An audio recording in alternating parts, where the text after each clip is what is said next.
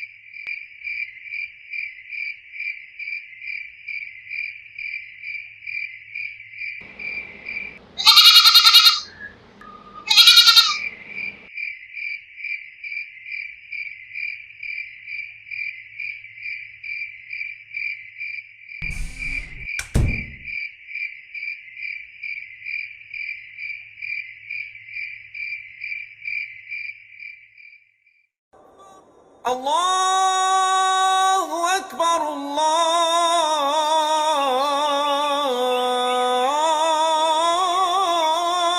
अकबर।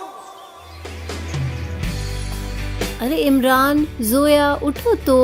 कब तक सोते रहोगे? आज बकरा ईद है। देखो तुम्हारे अबू मुन्ना को नहला रहे हैं।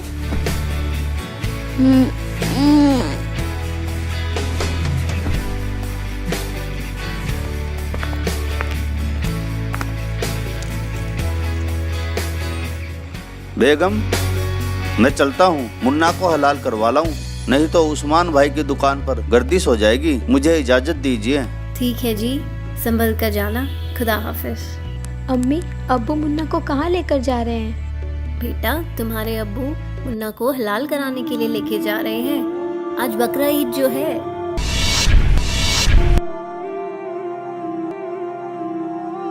अबू अबू प्लीज मुन्ना को मत लेकर जाओ। बेटा ये जरूरी है।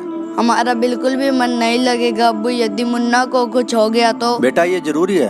प्लीज अबू प्लीज मुन्ना को इमरान मत बेटा लेकर मान जाओ आप। Please Abu please. बेगम पकड़ो इसे।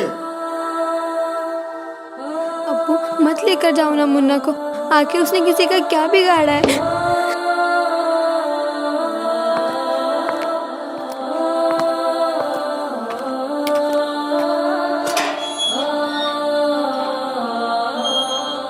अम्मी मुन्ना को मत जाने दो। प्लीज अम्मी, मुन्ना को बचा लो, प्लीज अम्मी।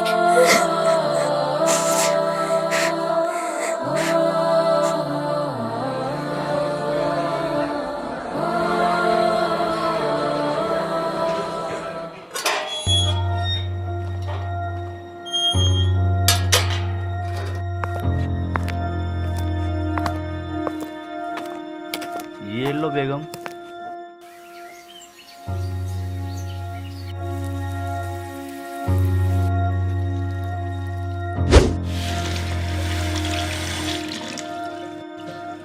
इमरान, जोया, बेटा आ जाओ, खाना खा लो।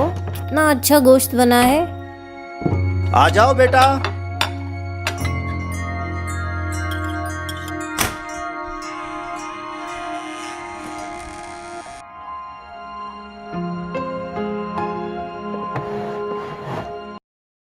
अब्बू मुन्ना कहाँ है?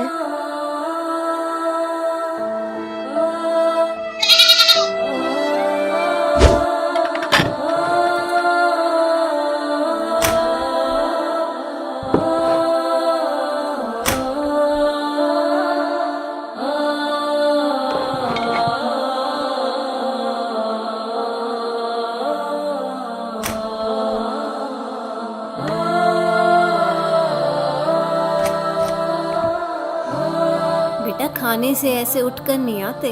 अल्लाह नाराज हो जाते हैं। चलो इमरान खाना खा लो, उठो बेटा। चलो जोया खाना खा लो बेटा, उठो। नहीं अब्बू, हम मुन्ना के गोश्त को नहीं खा सकते। हमें खाना नहीं खाना अब्बू, खाना नहीं खाना। बेटा ये तो अल्लाह का फरमान है। अल्लाह ने उसे ज़मीन पर हलाल होने के लिए ही भेजा था, उसे तो हलाल होना ही था। अब्बू क्या बिगाड़ा था मुन्ना ने आपका, कितना प्यारा था वो। माफ़ करना अब्बू, यदि कोई कल को हमें हलाल करे या कुछ कहे तो आप क्या करोगे? हाँ कोई हाथ तो लगा कर दिखाए तुम्हें, हराम खोद के टुकड़े टुकड़े कर दूंगा। तो फिर अब्बू, आपने बगैर किसी कसूर के मुन्ना को क्यों हलाल करवा दिया? वो भी तो किसी का बच्चा था ना। अब्बू आप तो कहते थे कि कीड़ी से लेकर हाथी तक सभी उस एक अल्लाह के ही बच्चे हैं, तो फिर क्या वो मुन्ना उस अल्लाह का बच्चा नहीं था जिसे आपने हलाल करवा दिया? अब्बू, आपने अल्लाह के बच्चे को हलाल किया है, अल्लाह क्या सजा देंगे आपको इसकी? अरे बेटा, मुन्ना को हमने कलमा पढ़कर ही हलाल कराया है, जिससे उसकी रूह जन्नत में चली गई। इसीलिए अब उसका गोश्त खाने से हमें सवाब मिलेगा। अम्मी, यदि ऐसे ही जन्नत में जाते हैं तो आप एक काम कीजिए, हमें भी कलमा पढ़कर हलाल करवा दीजिए, ताकि हम भी जन्नत में जाकर अल्लाह से पूछ सकें कि वाकई आपने ये हुक्म दिया है कि बेजुबानों को हलाल करो।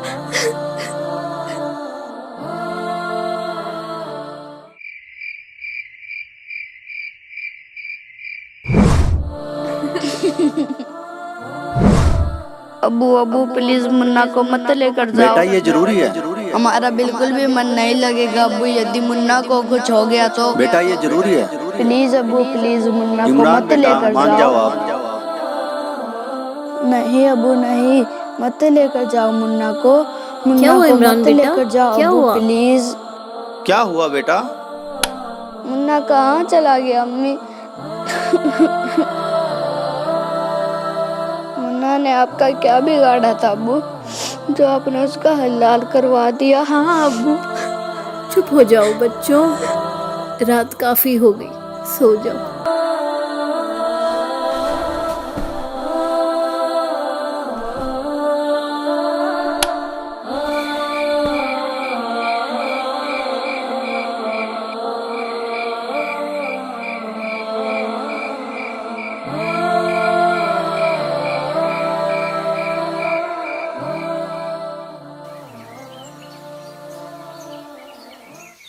अच्छा बेटा मैं जा रहा हूँ, बेगम मैं जा रहा हूँ, अस्सलाम वालेकुम।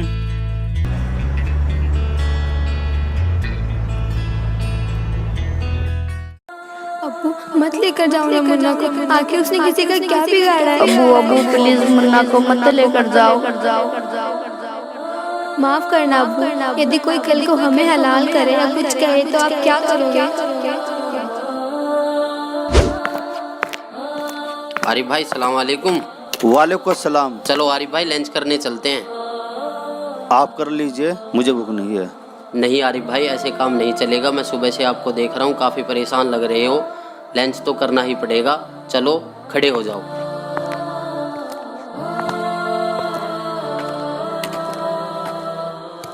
आओ आरिफ भाई बैठो। हाँ तो आरिफ भाई बताओ क्या बात है, सुबह से काफ़ी परेशान लग रहे हो। कुछ नहीं शहजाद भाई, कल बकरा ईद थी ना, कल की बकरा ईद ने तो मुझे झंझोड़ के रख दिया, मेरी रूह को एकदम निचोड़ दिया। बच्चों ने मुझसे ऐसे सवाल जवाब किए जिसका मेरे पास कोई जवाब नहीं था। अब्बू मुन्ना कहाँ है? अब्बू क्या बिगाड़ा था मुन्ना ने आपका? माफ़ करना अब्बू, यदि कोई कल को हमें हलाल करे या कुछ कहे तो आप क्या करोगे? आपने बगैर किसी कसूर के मुन्ना को क्यों हलाल करवा दिया? अब्बू आप तो कहते थे कि कीड़ी से लेकर हाथी तक सभी उस एक अल्लाह के ही बच्चे हैं, तो फिर क्या वो मुन्ना उस अल्लाह का बच्चा नहीं था जिसे आपने हलाल करवा दिया? अब्बू, आपने अल्लाह के बच्चे को हलाल किया है, अल्लाह क्या सजा देंगे आपको इसकी? तो शहजाद भाई अब आप ही बताइए मैं क्या करूं? उसके बारे में किसी बाखबर को पूछ कर देखो कि वो बाखबर होगा और वही खुदा की इबादत करने का तरीका बताएगा। और फिर तो आपको यह भी पता होगा कि वो बाखबर कौन है जिसके बारे में कुरान शरीफ के अंदर जिक्र किया गया है। वो बाखबर ही तो संत रामपाल जी महाराज है। उन्होंने ही तो मुझे कुरान शरीफ का सच्चा ज्ञान बताया है। वो ऊपर से जो आदेश लेकर आया था हजरत मोहम्मद, उसमें बिस्मल यानी गाय को काटना, मुर्गे को काटना, बकरे को काटना, इसको बिस्मल बोलते हैं। ये कहते हैं रोजा, बंग और नमाज बताई थी उसने। रोजा माने व्रत, बंग जैसे ऊंचे शोर माज करना है भगवान हमारी अर्ज सुनना, इसको बंग बोलते हैं। और 5 वक्त की नमाज कहते हैं। सिर्फ इतना आदेश था हजरत मोहम्मद का, ये मांस खाने का नहीं था। ये तो बाद में किसी फरिश्ते ने किसी में प्रवेश करके ये बकवाद गढ़ रखी है, उसने कभी नहीं कहा कि नबी मोहम्मद नमस्कार है राम रसूल कहाया, 1,80,000 को सौगंध जिन नहीं करद चलाया। कबीर परमात्मा कहा करते थे कि तुम जिन महापुरुषों का नाम लेकर मांस खाते हो, गाय काटते हो, हत्याएं करते हो, मुर्गा काटते हो, बकरा काटते हो, भगवान ने कितना अच्छा आपको आहार दे रखा, काजू किस्मत सेब संतरे, और नहीं तो ये बाजरा ज्वार गेहूँ चने चावल कुछ भी खाओ, ये अड़ंगा क्यों खाते हो? तुम्हारे नबी ने हजरत मोहम्मद ने कभी किसी की हिंसा नहीं की। कहते हैं वो तो आदरणीय महापुरुष थे। नबी मोहम्मद नमस्कार है राम रसूल कहाया, और 1,80,000 को सौगंध जिन नहीं कर चलाया। हजरत मोहम्मद जी के 1,80,000 अनुयायी हुए थे जो कति पाक साफ थे। वो ब्याज तक भी नहीं लेते थे, जिहाद संघर्ष नहीं करते थे, किसी का कत्ल करना भी महापाप मानते थे।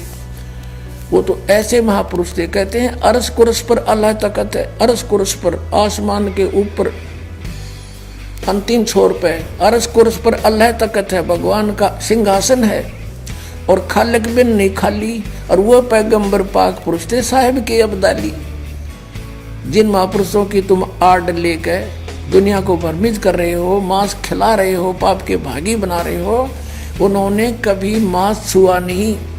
मांस वगैरह भक्षण करना ये समर्थ का आदेश नहीं।